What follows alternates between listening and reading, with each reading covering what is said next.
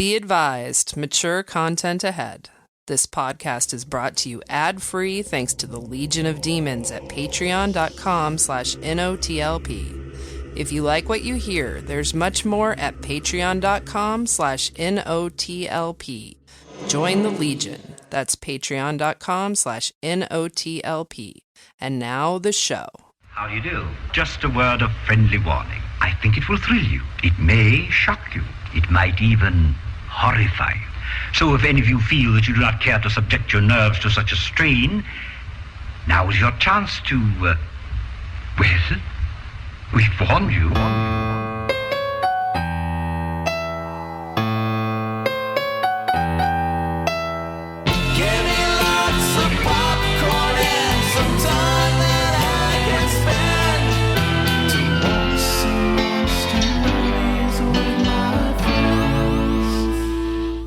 Oh my, sorry, I surprised. Twins. Twins.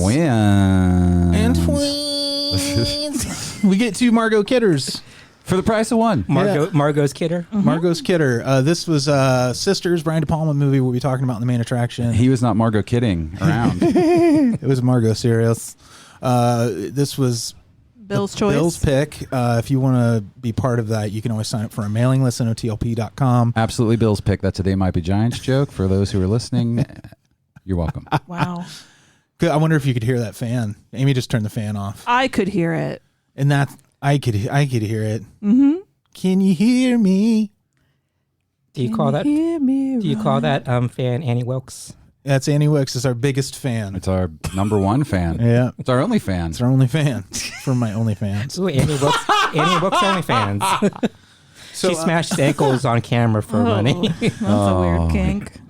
If you feel like you just jumped on like a runaway train, you did. Mm-hmm. But we were saying we're doing Twins. We just did Basket Case. We kicked the month off with the Barbarians. Mm-hmm. And now we're doing Sisters. If you want a chance to pick one of our main attractions, just sign up for the mailing list. NOTLP.com. Scroll down to see Dracula. Sign up there. This show is brought to you by our supporters at Patreon. Patreon.com/NOTLP. There's new Origins. We were doing a theme of horror creators making non-horror projects. Oh, that's right. Music of the Heart. We had Music of the Heart. This week we had Honey, I Shrunk the Kids. Right. Yeah. I had a senior moment. Honey, That's I Shrunk okay. my memory. I thought you said senior moment. Like, were you being racist? No, I had a senior moment. I can't even elaborate on what you did. Yeah. It's just bizarre. Senior Ding Dongs is better. Remember that? I'm sorry, what? Senior Ding Dongs, the doorbell place on The Simpsons. Oh, no, I don't. It was like a doorbell business. Yeah, they sold doorbells. I think, or I dreamt it. Okay. Anyways, I'm Freddy. That's Amy, Yep. Andy, Ding dong. and Kelly. Hi. And we're going to a fancy steak dinner to celebrate our first big night out together since the end of the pandemic. Yeah, it's very Podcast exciting. is vaxxed, so Yeah. we're going to celebrate. Waxed and waxed. First regular show with all Everybody of us in the room. That's That's a right. while. We did a Topicana, but that's like doesn't count It as much doesn't as count. Yeah, this is a momentous occasion. This is the real shit, y'all. Happy Pride, everybody. this. Happy Pride. Nature's Yeah. healing. That's what they say. What the pandemic. Yeah. It is. Happy Pride. What are our thoughts on the pandering the corporations are doing? Specifically, I'm talking about, is it Sherman with the We Love All Bears? Wink. Oh. Happy Pride. I don't know. It's hard. I'm not gay, so it's hard True. for me I'm to not say either. how I feel about it. But I mean, I guess it's hard to say. Like, it is super pandering and it's corporate and it's from a gross perspective. But it does, I think, help to push. Let everybody feel inclusive and normal. Yeah. So That's how I base my toilet paper choices on. it's sort of like a weird double-edged thing. It's like, you're not doing this for a very good reason, probably, and it's very see-through. But It's like when the villain decides to help out in the big climactic moment in a superhero movie. yeah, Where like Loki's there and they're like, oh, he's been a thorn in our side this whole time, and now he's like, here, this dagger will help you defeat Oh, it's like homophobia. the problem would have occurred if you weren't there in the first place. Right. I mean, it's like the Michael Scott thing. Like, he does this awful thing, but then he does this somewhat sweet thing to make up for it, then everybody forgives him. But wait a minute, you shouldn't have done that bad thing in the first place. It feels like it's actually in a whole third realm of corporate think is like a big problem with our entire society. Right. And to bring that over into something as personal as somebody accepting who they are and coming out and saying, I'm this person, and then being like, it is icky. It is. But again, think about how 5-10 years ago, you would not have even seen any acknowledgement. Well, even like, especially when we were growing up, there was nothing like this. Right. I mean, coming from a gay perspective, I'm sorry, all I shoot to Please me. speak for the entirety of the gay population. I would have loved this growing up. I think it's the end result's really positive as far Because as making people feel welcome. When we did see it on TV, it was very few and far between, and it was very it was very watered down. Yes. Yeah. It was like, I'm gay, and that's it. There was no acts of affection or showing it. It was just acknowledgement of they're gay. Yeah. But now it's everywhere. Well, I think And it's like, I would have loved to see this grow. I would have just to feel the acceptance and being, I felt seen. What the kids say now. Representation. What is, because as part of what you said is that the horrible corporate complex is just, that it just is. It just exists. Right. But at least now it acknowledges another group of people that it had previously excluded. So if nothing else, the LGBT community are now also being grinded under, specifically like the rest of us. Yeah. Yeah, we you made could it. be exploited by We're capitalism. just as ordinary as everybody else now. Well, there's also this thing of like every decision that comes out of a big corporation is, no matter what it is, if it looks nice and cuddly, it's all about the bottom line. It's calculated. And if the times weren't what they were, again, this is a positive thing that they're doing, and I'm not shitting on the fact that they're doing it. But my thing is, why didn't you stand up when it was a problem? Well, sure. when it was a bigger issue, I think it's because they would have lost money. Yeah, and that's the part of it that makes me feel gross about it, is like, you didn't do anything in the 80s. Coca-Cola didn't come out and do a big pro-gay ad in the 80s because it wasn't popular. Right. They couldn't get away with it. And now they're like, not only can we, this is so cynical, but like, yeah, it's cynical as we're on our Apple computer or wearing our corporate clothing. Well, the way you I are see wearing it, your Disney Pride shirt. It's progress. I mean, no matter how you look at it, we've progressed from a place where that wasn't aimed at, corporate marketing wasn't aimed at the LGBT community, and now it is. So it's the same way that people didn't come out back then because it wasn't accepted, but now it's accepted to have corporate sponsorship of pride parades and pride products everywhere. Cynicism aside, though, I think it's a net positive, but also the good thing, the thing I love about it is all those people that are always like, I don't care if you're gay, just don't shove it in my face. I love that they have to have things like national ads shoved in their face now. Literally shoved in their faces. Freddy's where they're a troll. I like that trolling aspect of it, where you're like, do you see this? The world has decided they've seen the light on this issue. Yeah. And you don't matter anymore. You aren't the person behind the wheel anymore. Yes. And that's the part of it I love. Well. And it's also kind of just corporate, like conspicuous consumption, just all this crap they're peddling at that it's going to go 90% off, July 1st. And then you're going to buy it. Yeah. But still, it's just more crap that's people they're churning out that's polluting the earth. You have a lot of crap. Oh, yeah. So. That's a good point. Yeah, I stopped buying new stuff necessarily. I buy vintage now. Oh. It's cooler anyway. Yeah. Like it's more interesting. recycling. You see what stood the test of time. No, like I every now and then I'll buy like a new shirt, like this awesome Pride Disney shirt. It is nice. But for the most part, I troll like webs like eBay and other like secondhand shops for like vintage stuff. Are you a freegan? Yes, I go to Do you go garbage. dumpster? What's the foraging? That's very popular now. You go too. foraging and dumpster diving out behind Disney World. Oh, look, boys and girls. Look, he's foraging for shirts. Oh, he found a Hawaiian. It looks like it's from the 70s. He's done good today. He's going to take it back to the river and wash it off with his little paws. He just beats it on a rock. Am I a raccoon? in that scenario, it was a raccoon. Other big celebration news. Juneteenth's a federal holiday. Yeah. What? I get off work next year. Yay. Some people got off work yesterday. I know. Yeah. Also, I'm really happy we're celebrating the end of slavery, but also, whoop, whoop, I get off work next year in the middle of summer. So thank you, slaves, I guess. that's what it sounds like, right? Yeah. What you're saying. I'm just focused on the benefit it is to me. My Origins is the episode where we talk about sisters. Right off the bat. Freddy goes for it. No, I'm. Hey, I don't get MLK. There's no way I'm getting Juneteenth where I work. Well, isn't that still maybe in the future? It's still kind of it's great that they're acknowledging it, but the same thing with the Pride. A corporation is doing Pride stuff. Is it still kind of we'll find out next year. Minimum? We'll find out next year. But I'll tell you too.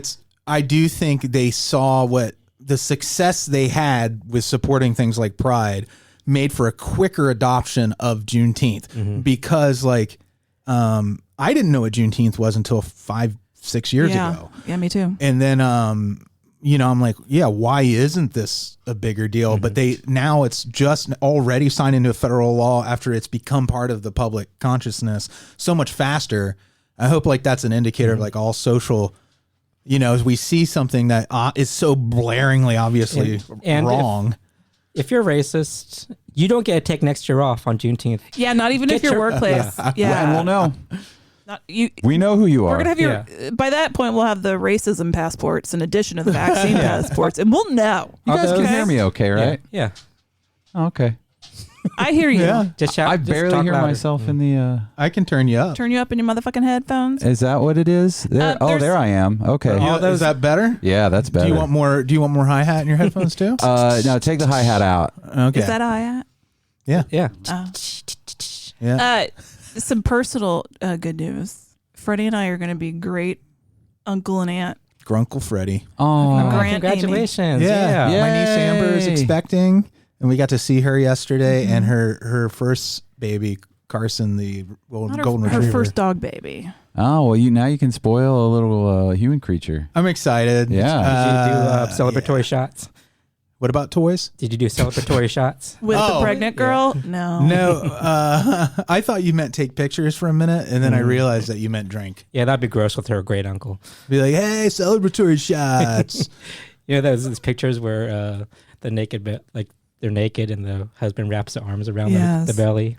Is that what you were imagining Freddie would be doing? That's so disturbing and upsetting that I want to reset. Very much is. So I'm going to take a drink of my coffee and forget what you said. Anyway, it's exciting news. Yeah, it's good news. It's very exciting for the most part everywhere. Yeah. And congrats to Chris, the Papa. I asked her, I said, how's Chris? Is he terrified, excited, what? And she says, he just goes with the flow.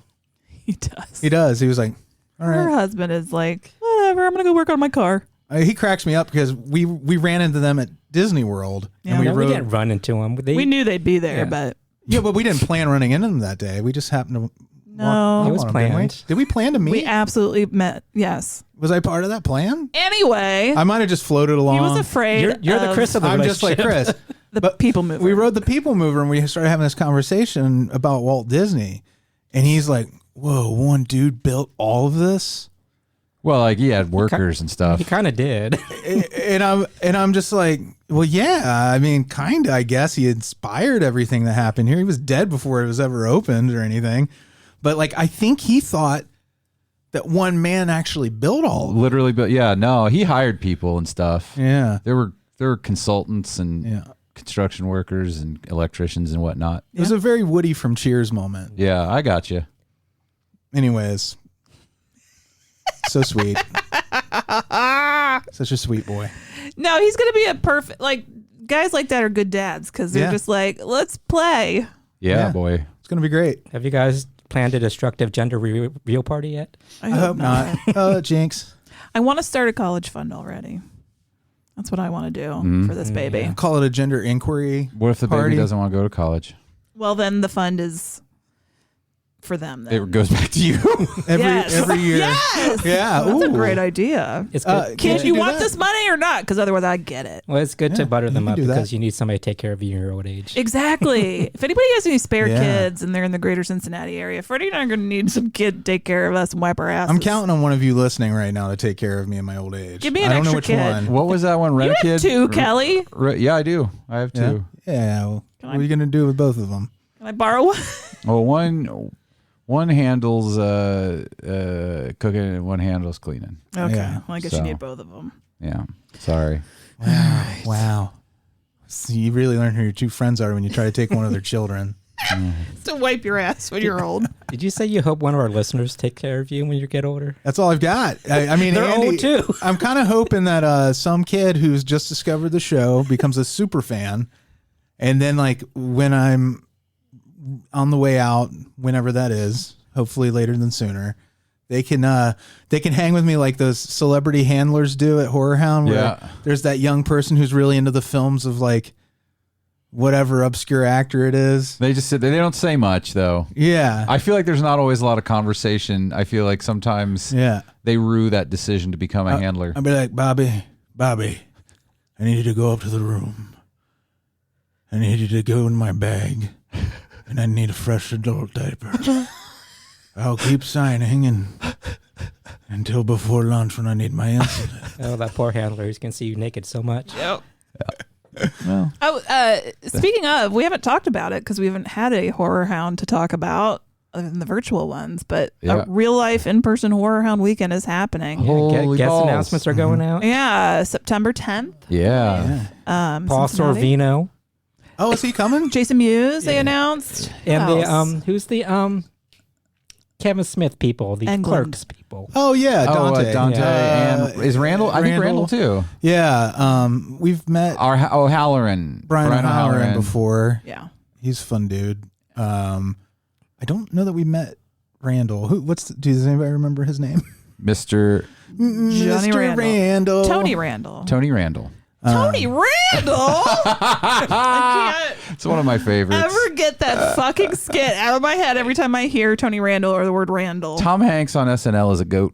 You know, I'm going to have Goat. to I have to gauge if Brian O'Halloran has a handler or not, and that's really going to indicate if I'm fucked or not. A no handler for O'Halloran? If O'Halloran doesn't have a handler, A no there's handler, I no think you way mean. I'll ever have a handler. I'm going to be fucked. I am your fucking handler. Well, who's going to handle you? Amy, I need you to go up to the room. Who handles the handler? We handle each other. I need you to go in my bag. We have great times. I need you to get me a fresh adult diaper. HorrorHoundWeekend.com. Come hang out with us. It's been so long. Yeah. There's pent up love. So much energy. I'm pent up. I'm not Amy really. needs to explode. So if you could come and help her. She can do that at the panel, the Here. Amy Explodes panel. You're Yes. constipated. Yes. Oh, That was good. Holy shit, will you marry me? Trademark. Look at the magic that Again. happens when we're at a table, a small table together. Again, will you marry me? I can't even tell when I'm constipated anymore. These chairs they use in these halls are so hard. I need you to go to the room. Okay. I need you to go in my bag. Old Freddy's not wrong. Those chairs are horrible. Yeah, they're the They worst. are. Oh, man. Okay, well. Not looking forward to sitting in one of those hard chairs. But other than that, I'm excited. Not looking forward to Horror Hound at all. I am not wearing real pants. You wear adult She wear diapers. fake pants. She wear no pants. I'm just Yeah, you have it padding from your adult diaper, Freddie. So not the ready. chairs won't be that bad. I'm not ready for this life again, but Oh, whatever. it Back to was Pants life. Leggings was- are legit anywhere you go. Yeah, but mine aren't leggings. They're like straight up sweatpants. Well, no, I know. But I'm just saying, like, you might only have to upgrade A to leggings jogger. instead of, I want to start wearing those those pants that fishermen wear that have the real short suspenders that go up to their armpits and they Yeah. can walk in rivers. Waiters. waiters. Thank you, waiters. I feel like this came up like 3 weeks ago or 4 weeks ago. We It talked may about have. waiters. You're going to wear vinyl pants everywhere? Well, I mean, I just like the idea that it's all terrain. It's hot. You know, Yeah, hot. I get real hot. I'll fill them up with sweat. This is legit the second time They'd be sloshing around in your where shit. you described waiters Yeah, and Amy said, "You mean waiters?"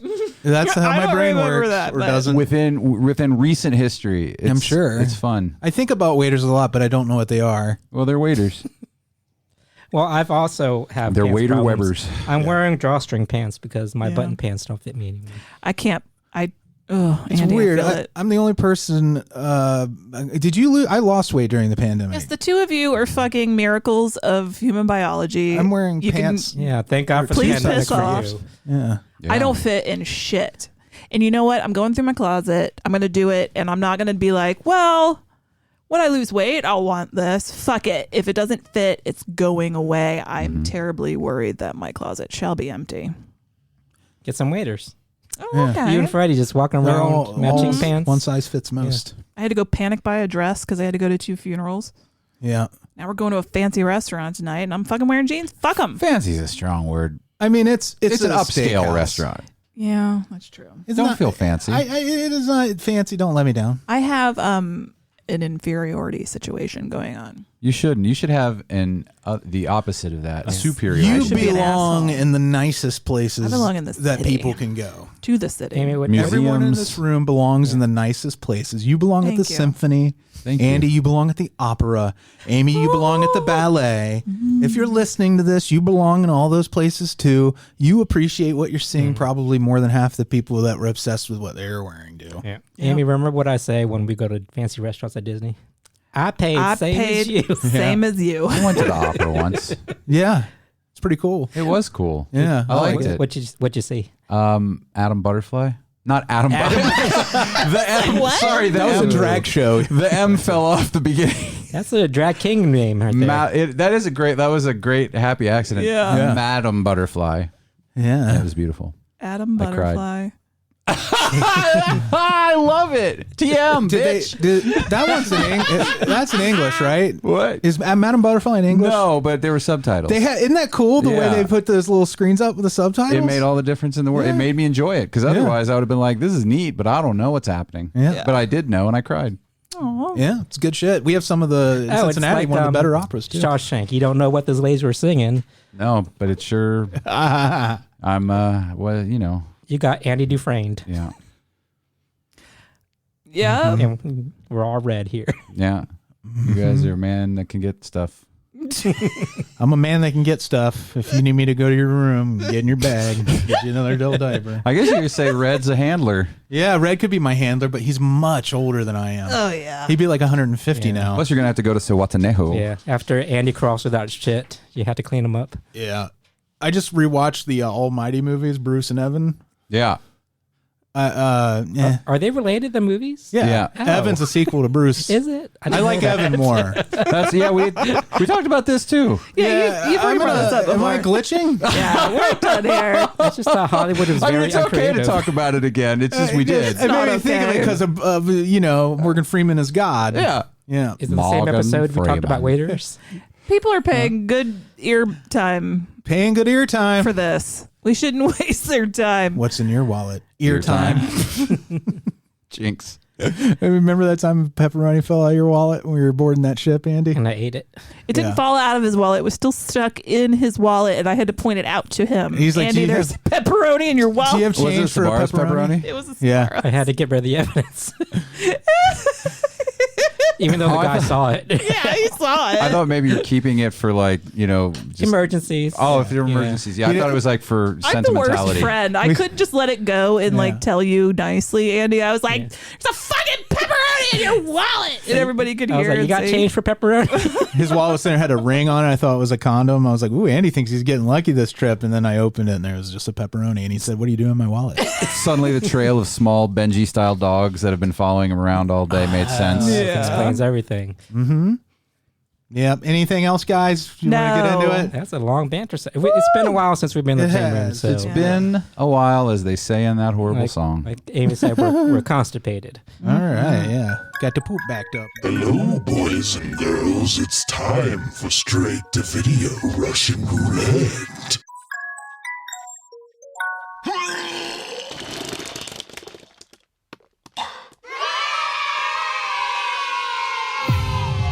Some things are older than science, older than God.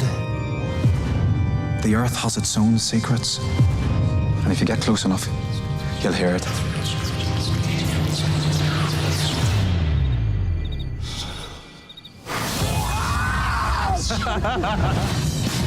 Haven't you guys got anything better to do? Nope. No, we don't. This land belonged to Abertag. He drained people's blood and drink it like water. Like Dracula. Fuck Dracula. I'd love to know if there's actually anything under there. We'll find out soon enough.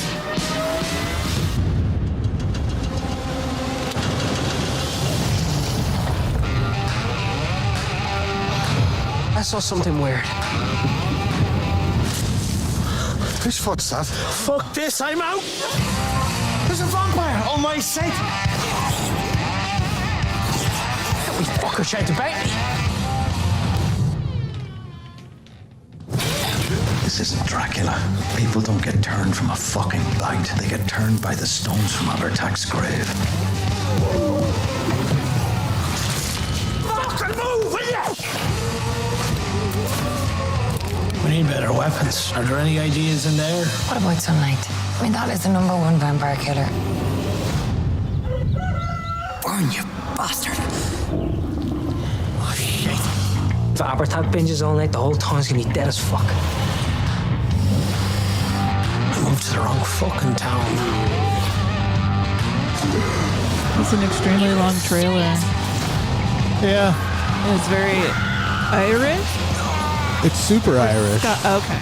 God, I'm bad at discerning Irish and Scottish. I apologize. So the trailer actually did give away a few things I didn't. We're still watching it actually. want That's how to long be it given is. away. But As long as the movie. let me start by saying What's the name?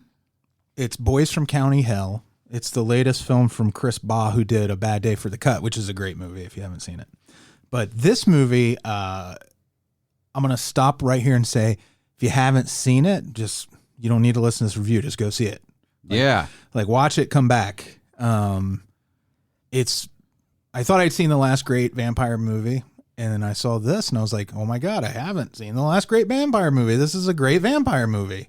What was the last great vampire movie for this? Before this, the Fright Night remake, I thought was the last great vampire movie. That was a good vampire That was really movie. good. So is this like, gives me Shaun of the Dead vibes?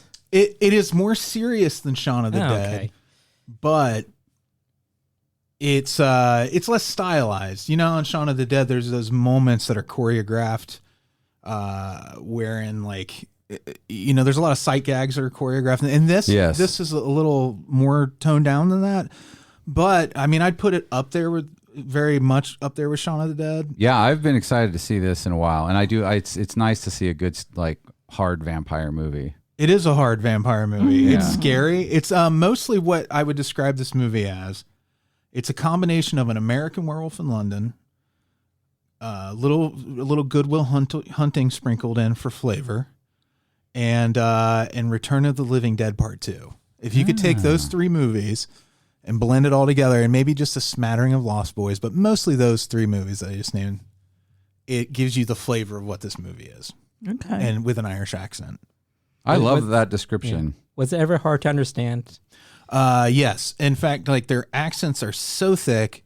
I recommend, if you are not accustomed to hearing a very, very thick country Irish accent, you'll probably want to watch this with subtitles, because some of it is in Gaelic. But you can figure it out from context if you regardless of whether, but you're going to experience the movie on such a deeper level if you do have the subtitles on, I think, because you'll really get all the little details. And there are a lot of nice little touches, and the dialogue and the performances are so good that you really do want to take in as much of that as possible, down to a person. There is not a weak link in the movie at all, performance-wise. So what's the plot? The plot is there are these two friends who have both grown up in this very, very small town called Cairn, I think. Oh, Karen. Canceled. I think that was the name of the town. I don't know. I'm kind of drawing a blank, but that's not important. Full of busybodies. The one of them's dad runs the local like construction company. The other one's dad is the town undertaker. Do they call them their dads? Yep. That's so funny. And the kids both play football, I think, or rugby. I think it's football, but they're talking about a game. You mean soccer? Yeah, and one of them is like super talented. The Undertaker's son is like golden boy. He's going to marry their friend who she works in the bar in town called the Stoker. Because the town's claim to fame is right there. This is where Bram Stoker had the inspiration to write Dracula. He was in this town. He wrote it about this character who had supposedly wreaked so much havoc on the town that eventually the only way they could deal with this monster was to bury him in the ground and then pile this huge stack of rocks on top of him. And now it's a tourist attraction. Not a very popular one, but like, for instance, in the open of the movie, there are these two Canadian tourists that the two kids decide, we're going to make a little money. We'll act like we're tour guides. We'll take them to that place and put on a show. Their third friend is there to scare the tourists. And you get the idea that they're just bored country guys who really don't have a whole lot to do. Right. And it turns out that the Golden Boy character is leaving, and he hasn't told anyone but his buddy, the construction worker's son. And he's a drunk. Not the Golden Boy, the other guy. he's always in the bar. He's a ne'er-do-well, like, not in that he actively causes trouble, but he ne'er does well. He doesn't. He doesn't do much, and he's living out. And his mom has died, and he's living out in her house by himself. He's not really doing anything to it. It's just kind of languishing. So is he like the Sean character? Kinda. He probably has more in common with Nick Frost's character than Sean. Is he like the Ben Affleck character? Yeah. He would be the Ben Affleck, and Matt Damon would be this Golden Boy character. And what happens is, at the end of Act 1, the shit hits the fan, and from there, I don't want to spoil anything for you because I need you to see this. I will tell you, the cold open has this incredibly disturbing use of blood. Yeah, that I hadn't seen. Very creative. The way it's handled, the people in this movie they're so vulnerable, but some are really tough. But it plays. You know what I mean? Like, those moments really play where you do get scared for people throughout this movie. Yeah. So the horror elements are spot on. It actually has this very scary vampire in it.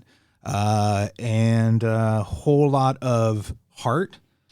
And when it's funny, it's not like laugh out loud, side splitting humor. It's the comedy comes from the horror situations. Right. And it plays very natural. It's a great movie. I mean, like, I will rewatch it.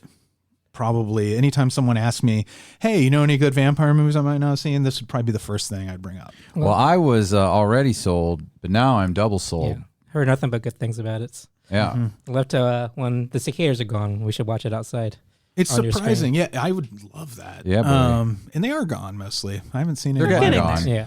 But he seems to think that just seeing one or two flying around means they're gone. Yeah. They're on their way down. It just means they're on their way out, but they're still around. Ooh. I would love to do that. It just I'm surprised. I think the good reviews you're seeing are mostly within the horror community, so hardcore fans will enjoy this more than probably a mainstream audience would. Right. There are like nods to other movies. There are nods to a lot of other movies, a lot of in-jokes, but also I noticed that, like, overall, it's, general audiences is about a 50-50, but, like, I think if you're a horror fan, you're going to get a lot more out of it. Yeah. But that's all I have to say about that. And this goes out to our friend Connor. Yeah, boy. One of our top fans. Yeah. Is Connor in Ireland? I thought he was in Scotland. No, he's Irish. No, Irish. Oh. Whoops. I'm sorry, Connor. You piece of shit. For shame. We do have a Scottish fan, Ross, remember? Yeah. Roscoe Vacant. My cousin Ross. Yeah. Great. That is great. Thank you, Freddy. We didn't do one Irish accent, did we? No. Isn't Andrew... Don't we have another fan? Oh yeah, he's Scottish too. Yeah. God, I don't. I mean, we have a lot of listeners in Scotland, and Ireland. It's just that there's the ones that we've met. You say UK. Well, I don't know actually who's in the UK. Oh, I'm horrible. Anarchy's in the UK. I'm horrible. Never It's mind. fine. Let's I redact just that. stop. Kelly, you okay? We have one fan on the International Space Station. You okay? I don't know. Hey, if you're up there on the International Space Station, Oh and my you're still God, that would listening, be just the height. wouldn't it? The height of it all. All right, let's see Especially because it's so high up. who's going to be up for next week. Freddie, you're out. So we'll start with Kelly. Kelly, here's the stack of the box. You are handing out. it to you. Now you start cranking. I'm cranking as hard as I can. Don't pull it too hard. You don't want to pull off your Jack in the Box head. I'm trying not to. Just get stuck with a rusty spring. Well, it looks like I did it right. You're good, Andy. Your turn to crank it. It's always Andy's turn to crank it. He's always stepping up. Oh, no. Oh, no.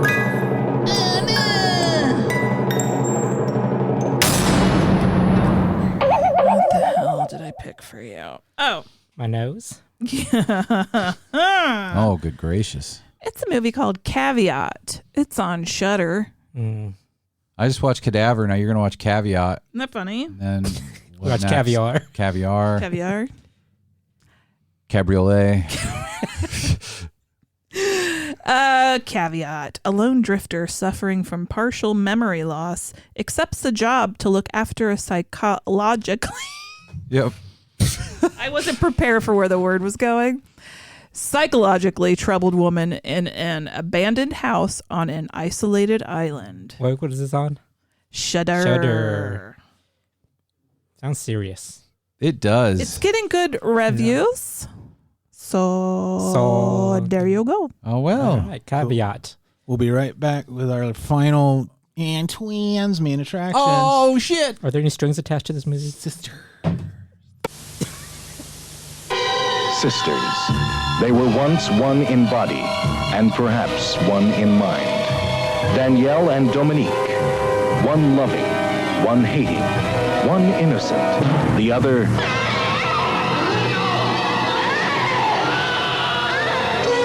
Where does Danielle end and Dominique begin?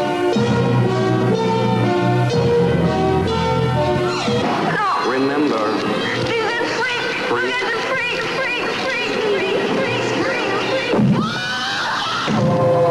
What the devil hath joined together, let no man cut asunder.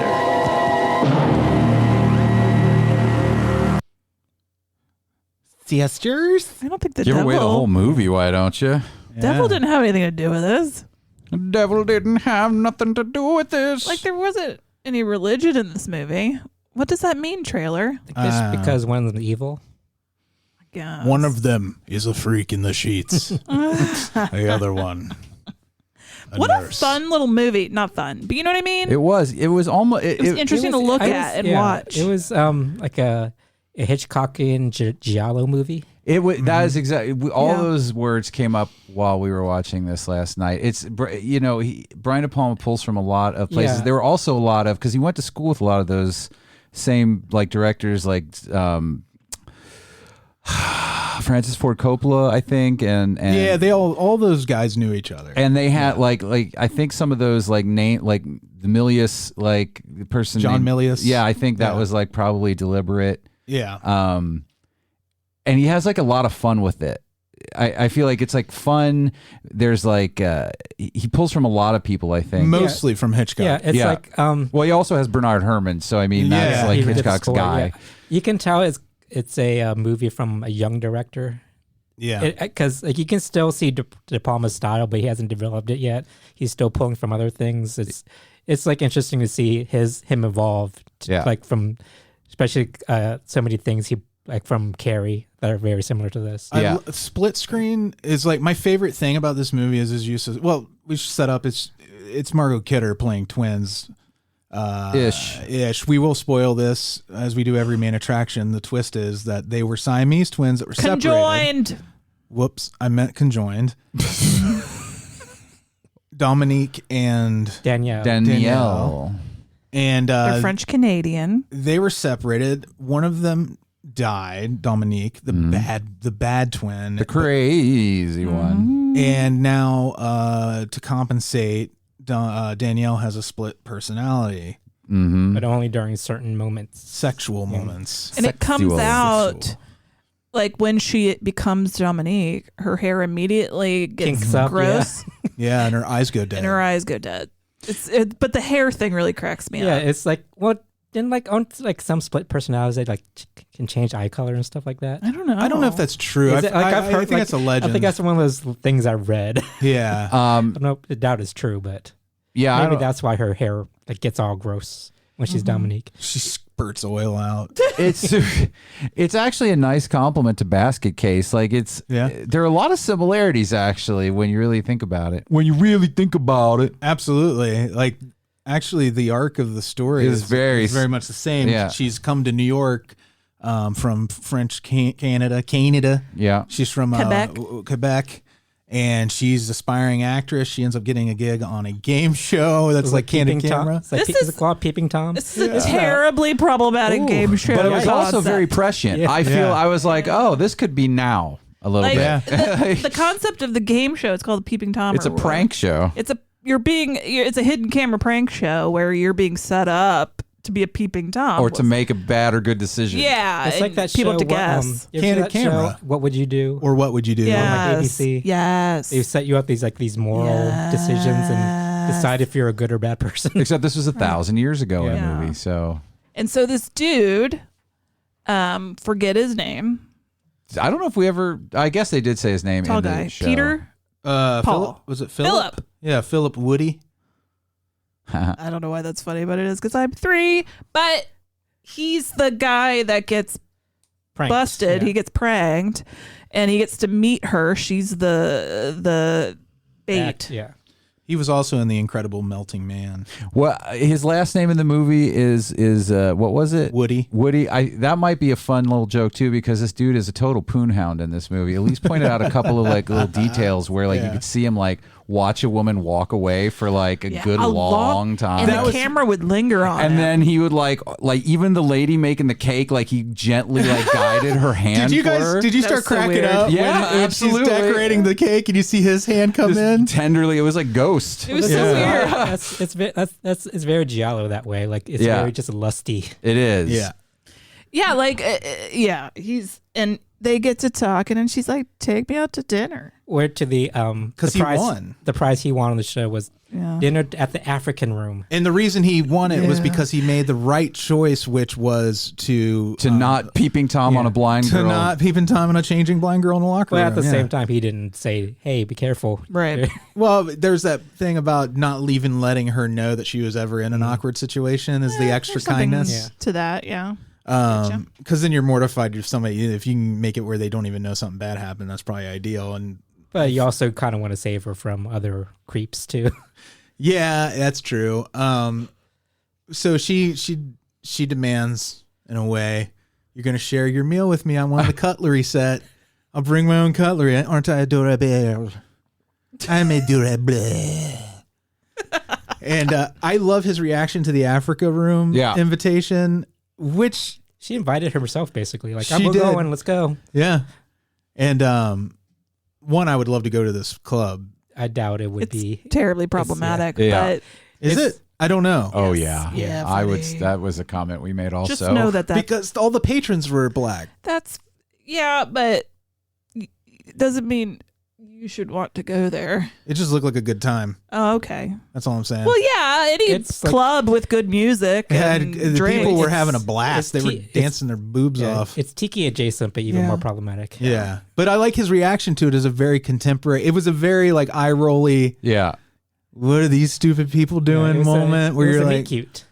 Well, I meant his reaction to the invitation and in the theme of the club was a very current type of take on react like what you just did, where you're like, oh, this is fucking he's racist. A black man, and he's like, oh, thanks for the free dinner at the African room.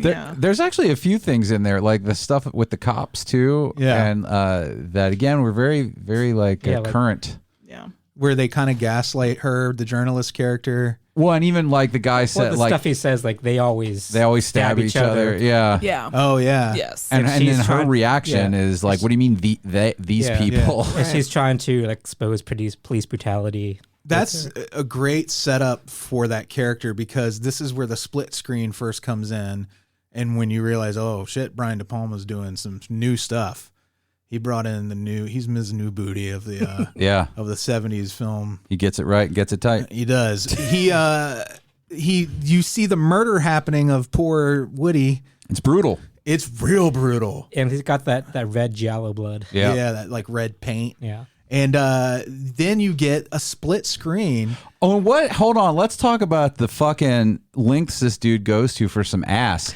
Like, he's so sweet. He is he just doing it for ass? He would not be denied. He already got the ass. I mean, he's already super good ass. looking, and then on top of it, he does the nicest shit. No, but I mean, it's just still very he chooses to aggressive, do it. I'm Yeah. not saying he's doing it like out of any bad. Like, it's just like, Jesus, this dude is like right away. Like, I just met this girl. I'm going to get her a birthday cake for her and her twin sister that I haven't seen. And she's already got weird problems with a husband hanging out. But fuck it. We didn't even talk about the husband yet. He's at the Africa room, just lingering. And he's this kind of John Waters adjacent character, appearance wise.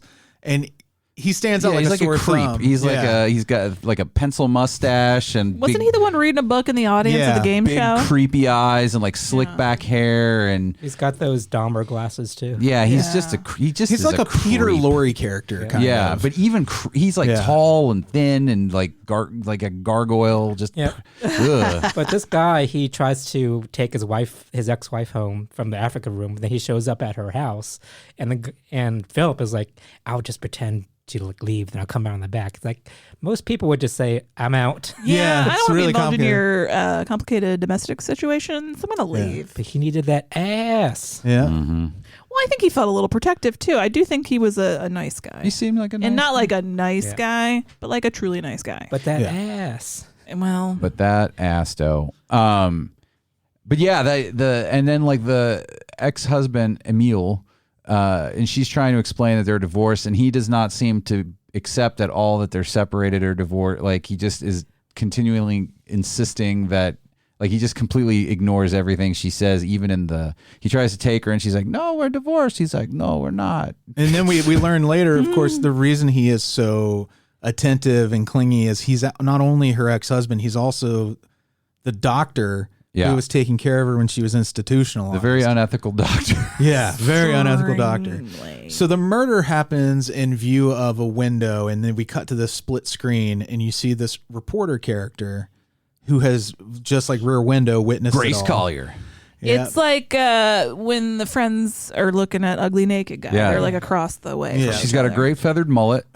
She's such a mullet. She's a tough woman. I told Amy you could transplant that haircut onto like a kid setting off bottle rockets in a trailer park and it wouldn't look out of place. Yeah, agreed. But it looked great on her. It looked good on her. It did. It worked. It worked. Okay. I think she could pull it off. I liked it. I didn't. So, but it's okay. This is where I was like so impressed again by how simple and fast paced this movie is. You get her entire character through a series of news clippings. Yeah. That are hanging up about her investigating the police while and she's on the everything phone else. with the police. Because while she's on the phone. Yeah. We haven't mentioned this is Staten Island, y'all. Yeah. Yeah. And she is she's the top premier expose. investigative reporter in Staten Island. And the cops in Staten Island, they don't like her. Right. Which complicates things because now she's the witness to a major crime. But see, the crime has been cleaned up. Did you realize that the head detective was the dad from Give Me a Break, Dolph Sweet? Yeah. But younger looking and taller looking. Oh, I forgot to say the guy who plays the Frenchman. That's William Finley. We've seen him in a ton of stuff. He was in Phantom of the Paradise, Black Dahlia, The Fun House, Tales from the Crypt. So and Eaten Alive. He's all over the place. But he's a fun character actor. He's real distinctive. Yeah. Like he's a creep. He gets to the apartment and sees what happened. While Danielle, reporter lady, is trying to get the police to come there. He's helping Danielle clean up because Dominique has killed Philip and run away. Yeah, there's this when the hijinks come in, which is a very De Palma signature. Yes. Like the big tonal shifts. Yeah. Because I felt like this was like they got a phone call, their parents are coming home early. Yeah. And they need to clean up the party. It was very much that. And they did, but it was also tense because you're like, are the cops and Grace going to get there before that's the other thing. It's a split screen again. Yeah. And that's the thing that makes it that was great. So much more exciting because you get to see to it. Yeah, you get to see the crime scene cleanup happening as the cops are coming down the hallway. Like he's like, taking the bucket away, and then he slips. Oh, that's so funny when he trips. And like with he just falls over, like knocks. It was a really weird fall. And it's got that. There's so much jaunty music in this movie, which is another Brian De Palma thing. Like, he does have a way of making things wacky, where one minute they're horrifying and the next minute you're giggling and stuff. Yeah, that was another thing we brought up as just how wacky shifts, it was. Like I can carry. Yeah, and it's not even like you're not laughing at like, oh, that didn't feel right or whatever. You know, sometimes you laugh at an older movie because there's it feels like an imbalance or something. No, it's because it's supposed to be like right. Yeah. He put it in there, like the relationship with the reporter and her mom who's trying to get her to get married. I was like, this could be a sitcom. I was like, this is awesome. That was a Kristen Wiig character right there. Yeah, easily. Yeah. When she ends up eventually. What's her name again? Collier? Yeah, Grace Collier ends up hiring a private eye named Joseph Large, played by Charles Durning. Which can I tell you a weird thing I had while we were watching? So when he showed up, I was like, oh, it's that guy. And Alisa's like, who? And I was like, he's one of those guys. He's one of those like fat character actors. I was like, he's not Brian Dennehy. He's not Charles Durning. He's not Emmett Walsh. He said he's not Charles Durning. Yeah. I was like, it's not Emmett Walsh. I was like, he's like a Charles Durning type. It's like the only time I've ever seen Charles Durning run. Well, he looked young. He was young. Like I'd never seen him with that hair before. Yeah, and the hair. He normally has that comb over. He's a Charles Durning type. And then I looked at. I was like, I gotta remember. I can't. I was like, I can. His name is right on the tip of my tongue. And then I pulled up IMDb. I was like, oh, it's Charles Durning. Yeah. So Durning, did he run in Dark Knight of the Scarecrow? I don't think he did. No. Do you know what I always, when I see the name Charles Durning, think it's going to be Charles S. Dutton. Yeah. It happens to me every time, and I have to take a beat. They should do a movie together. Durning. Yeah. Durning and Dutton. Durning, Dutton. To the two Durning and Dutton and Durning. Can they do the next Hobbs and Shaw? Oh, that'd be awesome. Are they alive? Both alive? That's my law firm too. Hobbs and Shaw? Yeah. Oh no, Durning died in 2012. God damn it! Wasn't he on Evening Shade? Oh yeah, Evening Shade. Yeah, he was a great actor. I love Charles Durning. I just can't believe I didn't realize it was him. And then I was like, wait, he's in Bloodship. I was like, no, that's Emmett Walsh. That's one of the other ones. Yeah. And his you character... are right. That is a Ned Beatty, R.I.P. Ned Beatty. Yeah. Is there any current actors are like that? Can you think of any? Oh, absolutely. The Dennehy, Durning types. Yeah. Brian Cox. I'd say Brian Cox. Philip Seymour Hoffman was. He was one of those guys. I would even say... they're character actors. They blend in. Like, I don't know names. I want names. So, but this is a different kind of part for Charles Durning. He's playing like a ex-cop kind of, and it's not so much that he's an ex-cop that's out of character for him, but his personality is, I mean, it's still Charles Durning. He's always kind of that guy, so but a little goofy.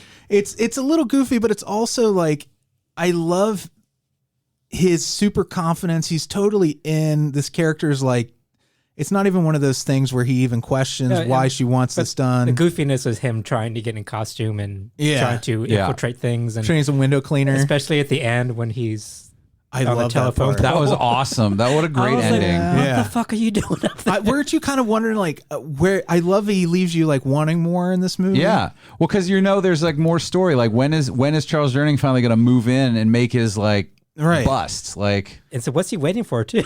I think he's waiting for an opportunity. And what are the stakes at this point? Even like, well, it's like he's off on his own mission. Right. That's so fucking great. It's a whole other story. Yeah. It felt like a Fargo kind of thing almost. Yeah. So when the police do get, the police don't know when they get there is that the dead body is in the sofa bed. But they do. What's great too is there's not like, I feel like in lesser hands, because the scene is cleaned up, the cops would just regard Grace Collier as like a flake and immediately disregard her. But Danielle does such a good job. Yeah, but she doesn't, because they smell something funky. Like the cops know something's weird. Like they don't like Grace, and it doesn't look like what she said, but they can tell something is weird with this lady, but they can't. They go through and they give Grace her due, honestly, and what a nosy lady too. Yeah, my God, she goes going through everything. She goes there with the cops, and like, what? That would never happen. It's your citizen. Get out of here. But she's just going through her bathroom, going through the garbage and stuff. Yeah, she's an investigative reporter. Yeah. She went to the refrigerator and got the cake out. Oh, that was a great moment. She's trying to prove that the cake said that there was a... Because she knows whoever... She saw Dominique in the window killing Philip. So she's like, look, the cake has two names. like so I know she has a twin. But she drops it. Yeah, Danielle's like, drops it. I'm the only one here. Yeah. And the cake proves that there's two people, I guess. But the cake is all fucked up and she's holding handfuls of it, trying to put the name back together for the cops. If somebody went to my house and took a cake out and it dropped, I would beat some ass. Well, Yeah, I know mean, you would. Oh God, I wanted that cake too. But like, I was thinking, like, you're a citizen. What are you doing? The police should not have let you in somebody else's home while they're conducting.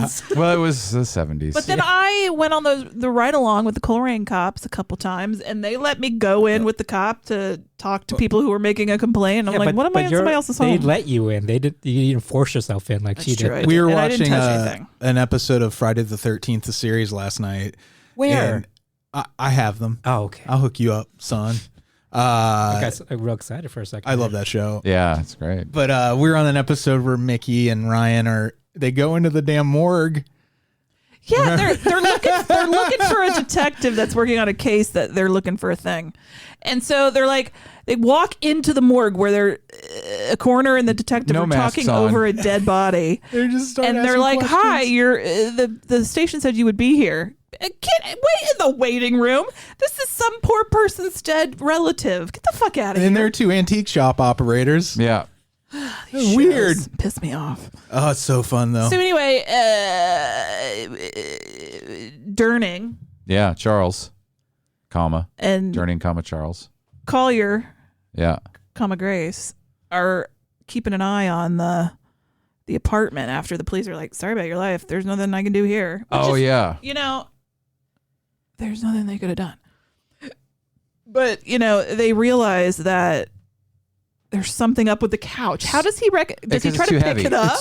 He breaks it. There's a great, again, super tense scene where Charles Durning has to break into the apartment while fucking evil doctor and crazy twin are in there to try and find evidence. And you see him out the window, he signals to Grace from the window and then moves in, and she's waiting for him to come back. And it's, again, super tense because but instead of having a scene for Rear Window where the ladies in their apartment searching stuff. Yeah, it's exactly like that. Except you don't have to sit there and go through all of it with him, because eventually he just pops back out and he's like, good to go. And he finds out, or he theorizes, that the body's in the couch because it was super fucking heavy, heavier than it should have been. Because there are movers there taking it, and they're taking it, and so now his mission is to follow that couch, like Sesame Street's follow that bird, except it's a couch and not Big Bird.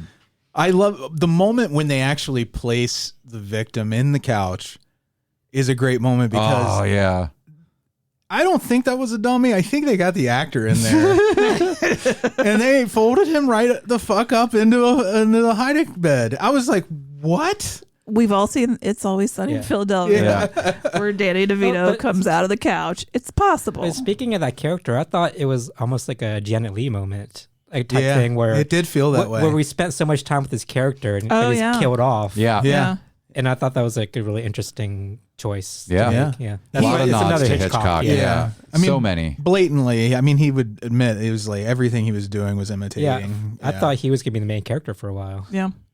This movie was a great time. Durning is busy with the truck. Mm-hmm. But where's Grace is what happened? I forgot. Grace goes to the hospital where the loony bin. Because he got a folder from Larch, got some clippings, I guess, the apartment. From the apartment, and then she tracks down the hospital where this new thing they're doing where they're just letting the patients walk around and be. Yeah, the cops bring it up too. The cops bring up the madhouse where they just let people walk around. And then also Grace's mom brings it up too. Yes. Or maybe it was Grace's mom. And then you find out a little bit about the Blanching Twins, which is who Danielle and Dominique were, and they were these conjoined twins. Joined at the butt. Yeah. Well, like lower the hip area. Hip. But I love the newsreel clippings. Yeah. From this. It's very again, tonally shifting. Yeah. It was kind of silly, the news clippings. I like when she goes to the actual, was it the news station where he's like, I have video I can show you if you prefer. She visited the reporter who wrote the story, the initial story about the Blanching Twins, and she told him she was doing a follow-up. And asked him if he could tell her everything he knew about the case. So then he takes her down and shows her the clippings from, what they knew about them and how they had been separated by this doctor. And then she recognizes Emil. But he also shows them in like a freak show kind of at the beginning, and just how they kind of grew up like sideshow performers almost. And then he kind of found them, but Dominique had such bad mental problems, I guess, is part of why he was their caretaker. Well, I feel like it got worse when Danielle married the doctor that was taking care of them. Well, she did. Well, no, I mean, that was the whole thing. Yeah, I mean, it was, Dominique was, I guess, already messed up, and then they started this relationship, which when you find out too about the doctor's sort of penchant for hypnosis, it makes you go back and say, was she even really in love with him? It's very icky. Yeah, it does feel icky. But also, there's this whole underlying element of like survivor's guilt, because the reason Danielle couldn't cope with her sister being in the room when she had sex with her new husband, and finally decides, I want her removed from me. Well, no, that's not what happened. I don't think that's what happened. She gets pregnant. She does get pregnant, but she asks him take her away, when they're having sex, because it's before.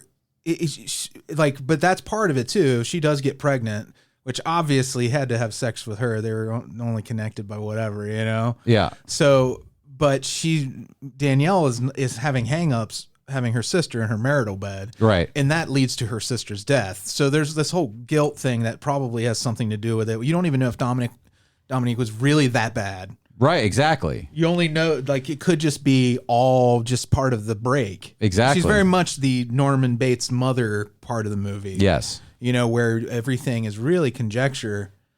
Except up until... That's unreliable narrator.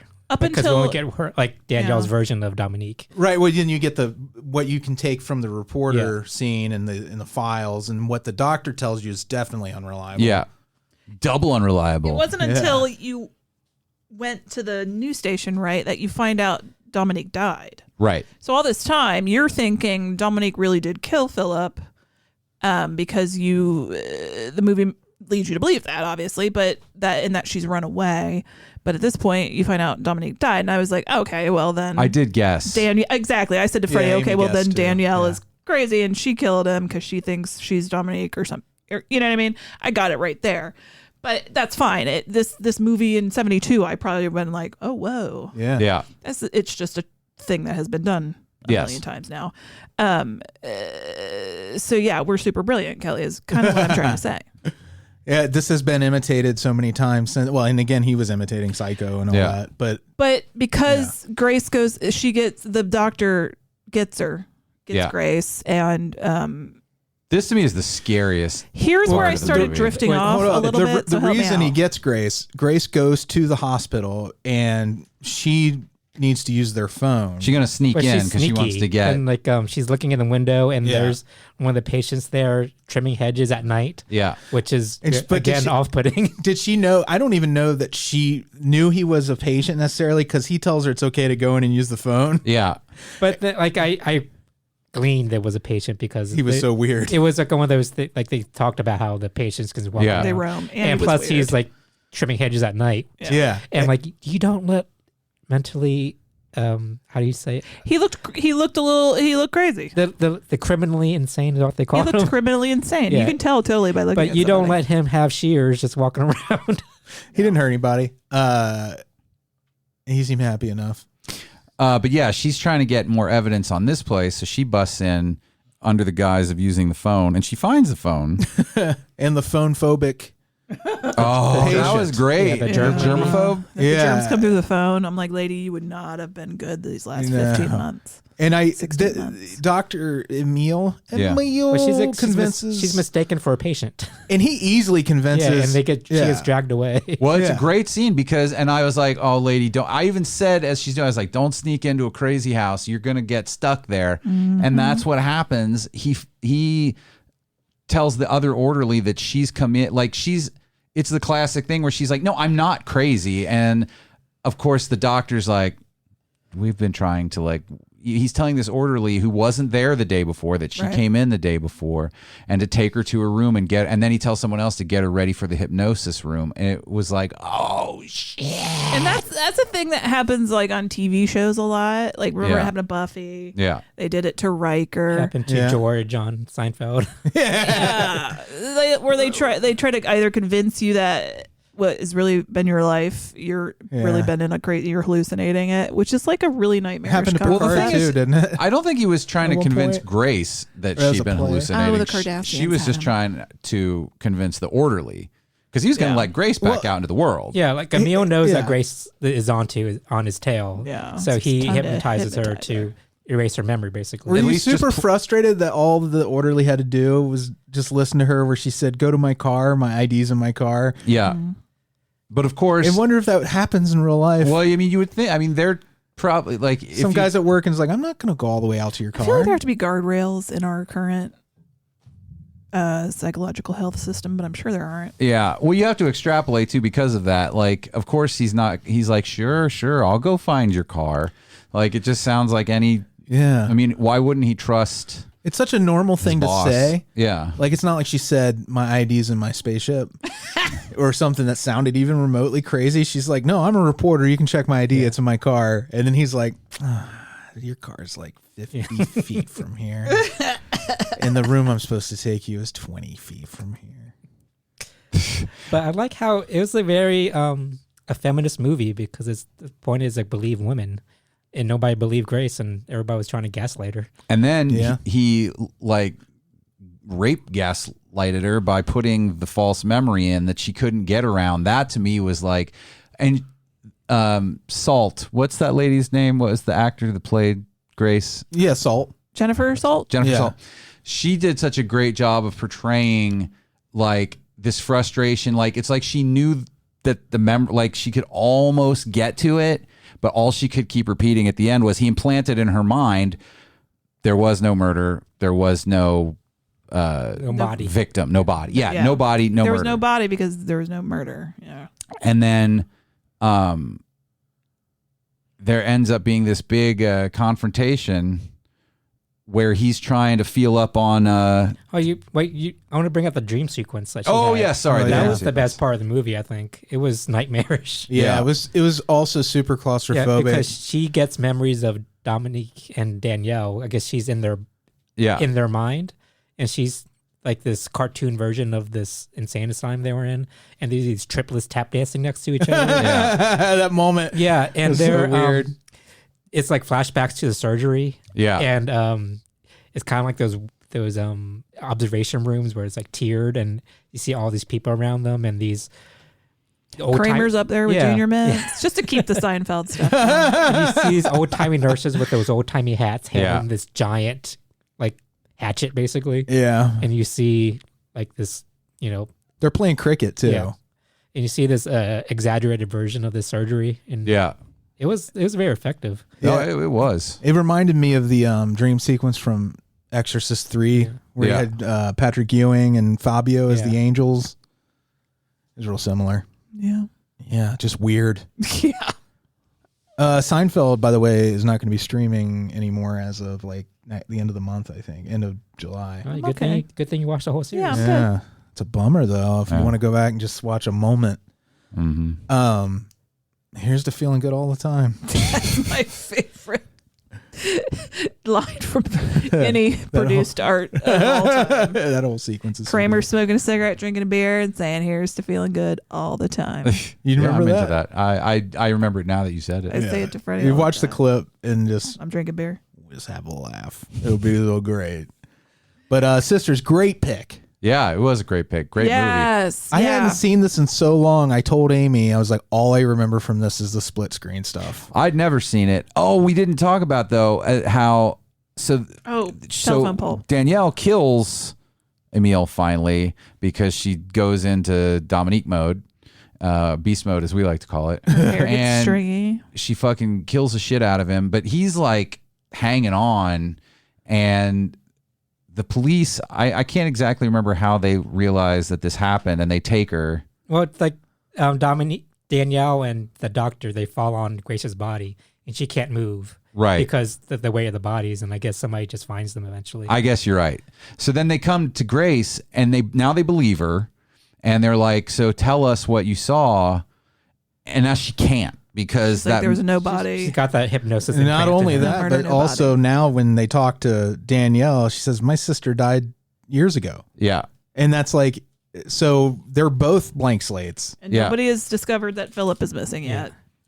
But except, and then at the end, you see that Charles Durning is follow that couch. Yeah. On the moving truck, which is passing through, like it's getting dropped off and somebody else is taking it, and then it goes somewhere else, and somebody else. They're in Canada at this point. Yeah. And in a way, and here's what's great. It is that guy's story, because we get Danielle put away for the doctor's murder. She's in jail. So it really doesn't, like, she's not a danger to anyone else. So now it's just justice for the guy at the beginning. He is the main character. Fucking shit. It's true. He does have an arc if Charles Durning's character actually eventually finds his body. That's his closure at the end. You guys, we should write some fanfic and wrap it up. Lord. Yeah. But I felt so bad for Grace, too. She's like kind of stuck in... People finally believe her, but then she's trying to convince them that it didn't happen. Yeah, and who knows what else it did to her brain. You know, he fucked around with her brain. It was creepy. God, that was, to me, that was the creepiest part. Him, like, hypnotizing her and just being all close. You know, it almost feels like this movie could have, and now they would do it, but I'm probably glad they didn't do it. It wouldn't have been satisfying, but a sequel with the characters of Grace and her mom and the Charles Durning private eye character. I could watch a whole other story about that. I would like a prequel with Danielle and Dominique in the hospital. That would be a sad That would be too much of a downer. It had to be another crime investigation type thing for me to enjoy it. But I could see people wanting that too. You're a prequel. Morbid. But it has a lot of depth. Like, it's very Coen, like a Coen Brothers movie. It is. It's very much like that. If you like this, have you seen Body Double? No, actually, Alise kept saying last night, she was like, "That's my we got to favorite. watch Body Double." Yeah. Because I've never seen it. She has. She loves that movie. So awesome. We're going to do a couple, and she has not seen Carrie, and I have. So we're going to. Yeah. That's literally one of my favorite horror movies. We should have a Brian De Palma double feature night So together. we're going to definitely flip Do you it want to up. do that? Maybe. Let me know. I will. We can crank it up on the surround sound, get in our pajamas. Hell effing yeah. What do you think? Sure, whatever. All right. I'm going to come in my Carrie dress. Okay. Do you still have it? Oh my God. That was from like I already 20 have. years ago, that Halloween party that you wore that. I'm going to crumb in my Carrie pants. All right. All right. I think great pick, Bill. Yes. Yeah, absolutely. You did good, kid. And we really enjoyed the meetup Thursday. That was so much fun. That was fun. Yeah, always a good time. We want to thank all of our Beelzebubs. These are our top tier patrons who really make the show happen. Top shelf people. Every little bit helps, but you guys really go above and beyond. Thanks for the table. It's Thank nice you. and sturdy. First up, Elise. I'll see you in a few minutes. I'll be back home to get you. Can't wait to sing karaoke and eat meat with you. Cannot wait. Amanda. Hey. Ernie. Mark, I hope you haven't melted yet down there in Texas. Tree and Alex. Yay. Bill Farner. Blake Heath. Jeremy, Cassie, and Gamora Burmeister. Jeffel L. Jeffel. It's on his birth certificate now. I've made it happen. Jeffel. Amy made it happen. Lego my ego.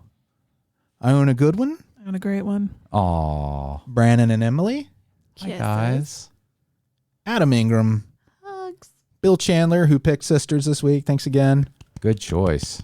Blayne Turner. Also, congrats to Bill on buying a house. Yeah, Yay. nicely done. And I said, Blayne. Blayne. Yeah. That was an REM. It was. And I was doing You're doing the other thing. Aretha. Oh. Blayne. Yeah. Monica. Yeah. Alyssa. Hey, girl. Alyssa sent us a picture of her beautiful cat. I can't get enough. Bree loves that cat. I want to play with that cat's belly so bad. It's so fluffy. Not a lot of cats are into it, so They're not. Yes, they're not dogs. I remember when Shadow, we had this black cat that would hang around named Shadow. He just tore me to ribbons. Yep. Because you went for his belly. Hi, Brian. Dave. Dave's my old work buddy. Oh, yeah? Did you know that? Carla Gibson. Hello. And Dustin Chisholm. And hello to you. Looking forward to seeing some of you at Horror Hound. Yeah, boy. And Dave, who I said my work, but he's also been on the podcast. We did that Dead Silence podcast together years and years ago. Oh, that's right. Origins. Yeah. You're just learning all kinds of shit today. My Everyone memory is in the world. not. Well, I meant not just you. Well, but I am too. But all the love and support you guys give us is so well deserved. Can I tell you just for a second when you said that, I had this weird thing because I'm so used to the Zooms. Like you stopped for a second, I was like, "Oh, Freddy's frozen," but like not like a joke. Like I had that genuine thought for a second, and then my brain was like, "No, he's not." This is real life, man. You know what's really weird is when you were at home, and Andy was here. I'm still seeing Andy on the computer and Amy on the computer. I'm here too. Even though Andy is literally on the other side of my screen, it's like he's not here. Yeah, no, I know. It was so weird. I'll forget, and then I'll look up and I'm like, no, he's right there. Yeah. You guys would be so easy to gaslight. Yeah. We can convince you of anything. I get easily confused. I'm missing so much stuff. I'm missing an AirPod. I'm missing like my Mad Balls things that Dave designed, like Millie's tail knocked him over, and now they're scattered all over the place. I don't know where our fucking Roomba is. We don't know where the Roomba in the house is. somewhere. You think it went out the door and is vacuuming stuff up all over the neighborhood? It's under the bed. I just haven't looked. I It's think. half the way to Vegas by now. It's either under the bed or under the couch or who the fuck knows. It's under my wallet. I like my version of that story better of him. Sure, yeah. Can you imagine going a out in the Roomba? world. Took your keys. Just taking your wallet and going to Vegas. It's got those sunglasses on, like coming back having to confess that it lost everything. I'm going up the country, and then it gets out there and it hooks up with a slot machine. Yeah. Oh God. And they have these horribly deformed babies. They don't vacuum or rotate. Give out money. Well, they give out garbage when they hit the jackpot. Well, that's what happens when you play God.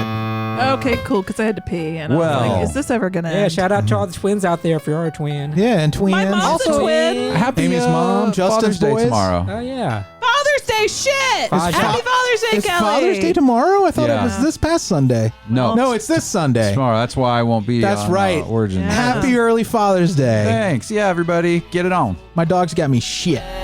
Face put on